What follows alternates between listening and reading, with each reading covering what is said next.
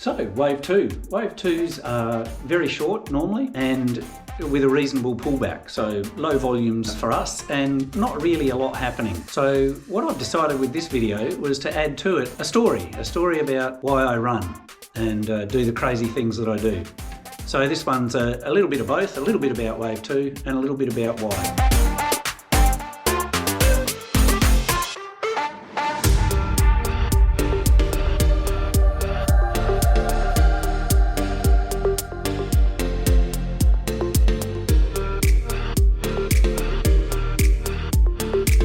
So this is the last run of Wave 2 today. So here's just a little recap of what we've done so far. So first we had, from an Elliott Wave perspective, we had Wave 1, which is a change in trend and small movements with a little bit of intensity. And then following that, there's Wave 2, which is a retrace. And Wave 2s are generally quite short. So from our perspective, from wave running, we followed the same path. We've had a change in trend of from a period of rest in between training programs to starting off the training program with some low volumes, and we put in some intensity as well into that first wave. And that's finished, and we've had Wave 2, which is a short period and a period of rest just to refresh and consolidate after that change of trend. So after today, we'll be getting into Wave 3.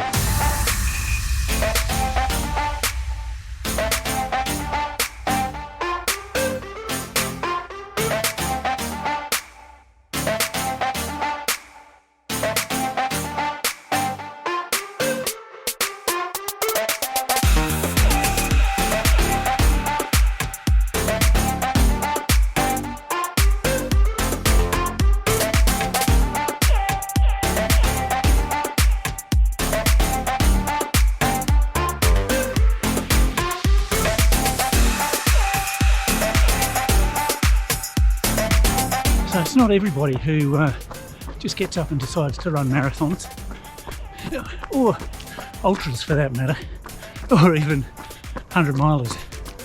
So, a fair question is, why do I do it? And I remember back many years ago, I was watching a Wide World Sports program on TV, and they were showcasing the Hawaiian Ironman. And the thing is, they weren't focused on the elite runners. They were focused on those who were not elite and were just trying to do better, to challenge themselves to achieve a dream. I remember in particular, there was this couple, a husband and wife, in their mid-60s, and they ran across the finish line of the Hawaiian Ironman. Now, that thing is a 4-kilometre swim, followed by a 180-kilometre bike ride, and then a 42k run. The elites do it in somewhere, I think it's around 9 hours, and here's this 65-ish-year-old husband and wife. Just unbelievable. Then there was another guy, a guy who was in a wheelchair, and they had footage of him halfway up a hill, and he was really struggling. And he'd turned his bike sideways on the hill just to park, to try and get his breath. And he was pretty dejected. He was thinking about pulling out. He was hurting in a whole world of pain. And his brother was on the roadside, but he following him. And he walked up to him and he said, "Mate," said something like this. He said, "Mate, the pain you're feeling now is nothing like the pain of regret that you'll feel later if you pull out now."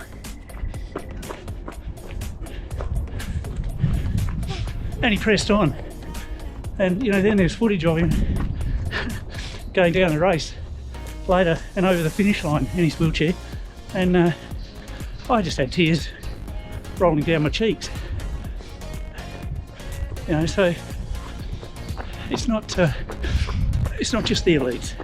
But then having said that, you know, I played hockey with and against some of the very best hockey players in the world, and you know, these guys were inspirational to me. I was always trying to do better, always trying to get to their level. So you know, there's a bit of everything in there, and I guess in my own real life experience, you know, I see people every day, little kids with various disabilities who challenge themselves and never give up and achieve things that no one thought possible. You know, no, there's a guy, Dick Hoyt, and his son Rick. I don't know if you've ever heard of him, but if you haven't, Google him and check him out. Dick's son Rick was born with cerebral palsy, and Dick discovered that he loved having the wind through his face, or on his face. So, long story short, they did marathons. They did the Boston Marathon. They did the Hawaiian triathlon. You know, with Dick pushing Rick and carrying him around the whole course. Just unbelievable. So, I'm just going up one of the bad hills here, but you get that. So I coined a phrase, you know, some years ago, that, you know, I do it because I can and to see if I can,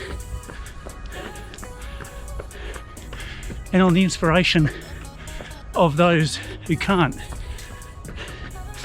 So, you know, that's it in a bit of a nutshell.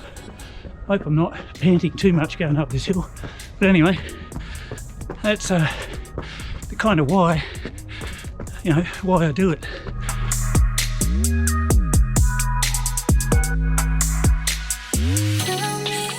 So of course I thought I'd come up here and give you a terrific view across the city. Of course, the view that I'm trying to give you from the top of that tower.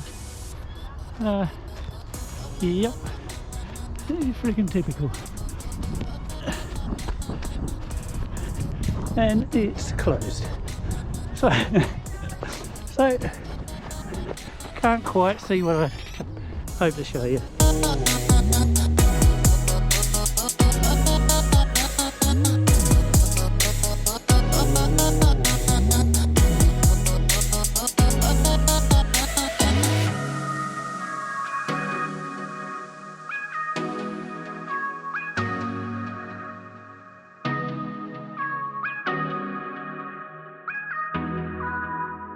There's another part of the why. I've got grandchildren these days, and they've been with me for all 3 Margaret River Ultras. They're just little bundles of energy and love, and if sometime later on in life that they could see some of this and think to themselves, you know, if Poppy can do that, then maybe there's some things that I can do that I think are impossible. But it goes further than that.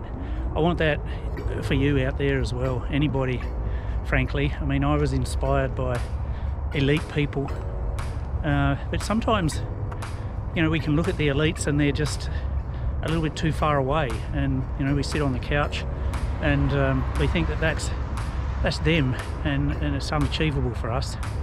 Well, you know, if an old bloke like me can do the things that I can do, well, maybe you can do some things too that you want to do, that you think that are a bit too far out there. And that might not be running. You know, running's not for everybody, but it could be, it could be getting yourself in shape in some other way.